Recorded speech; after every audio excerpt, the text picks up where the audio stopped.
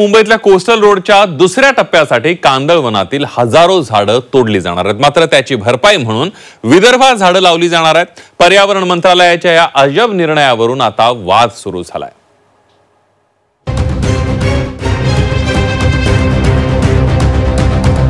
जखम मांडीला मलम शेंडीला, वृक्षतोड मुंबई, भरपाई चंद्रपुरात। पर्यावरण खात्याच्या निर्णयावर माजी वनमंत्र्यांचाच आक्षेप। केंद्रीय पर्यावरण मंत्रालयानं जखम मांडीला आणि मलम शेंडीला ही म्हण तंतोतंत खरी करून दाखवली आहे। मुंबईतील वर्सोवा ते भाईंदर या कोस्टल रोडसाठी कांदळवन तोडलं जाणार आहे आणि त्याची भरपाई मुंबईपासून तब्बल 850 किलोमीटर दूर चंद्रपुरात केली जाणार आहे।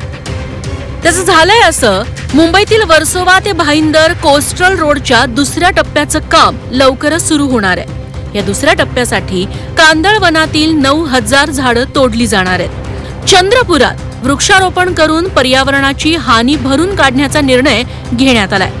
ताडोबा व्याघ्र प्रकल्पाजवळील परिसरात वृक्षारोपणाचा निर्णय घेण्यात आलाय।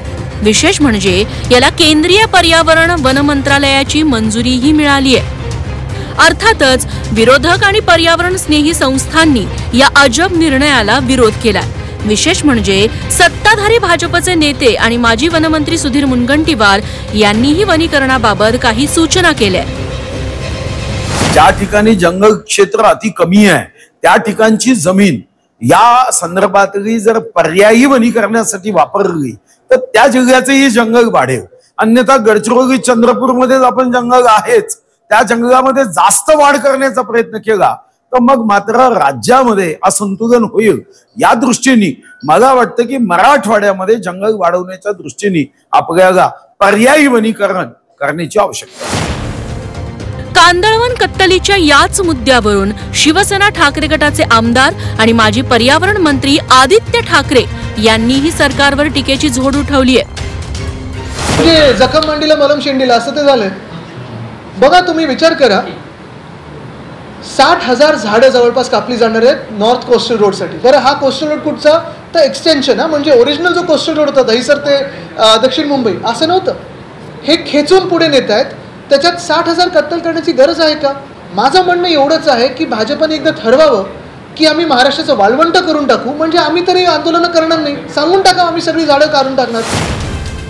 दुसरीकडे कोस्टल रोड निर्मिती दरम्यान कांदळवन नष्ट केलं जाणार नाही असं म्हणत गरज असेल तर त्या ठिकाणी त्या झाडांचं ट्रान्सप्लांट केलं जाईल अशी हमी वनमंत्री गणेश नाईक यांनी दिली आहे। कांदळवन नष्ट केलं जाणार नाही, गरज असेल तर त्या ठिकाणातून त्या झाडाचं ट्रान्सप्लांट केलं जाईल, तिथून ती झाडं काढून दुसरीकडे लावले जातील। झाड तोडणं हा शब्दच आपल्या डिक्शनरी मधून आता काढायला पाहिजे आणि तो काढला जाईल। कोस्टल रोडसाठी कांदळवन कापून त्याची भरपाई चंद्रपुरात इतर झाडं लावून होऊ शकत नाही, कारण मुंबईतील किनारपट्टी भागात कांदळवनांचं अनन्यसाधारण महत्व आहे। या कांदळवनामुळे समुद्री लाटा, वादळ, त्सुनामी पासून किनारपट्टीचं संरक्षण होतं। कांदळवनामुळे सागरी जीवांची वाढ होण्यास आणि त्यांचं संरक्षण होण्यास मदत होते। समुद्रातील अन्न साखळी मजबूत होते, मच्छीमारांना रोजगार मिळतो। कांदळवनातील झाडे चिखल, माती एकत्र करून ठोस जमीन तयार करतात। या कांदळवनामुळे समुद्र किनारा मजबूत होतो। अशी मोलाची कांदळवनं तोडून त्याची भरपाई चंद्रपुरात भलतीच झाडं लावून कशी होणार असा प्रश्न सर्वसामान्यांना पडतो।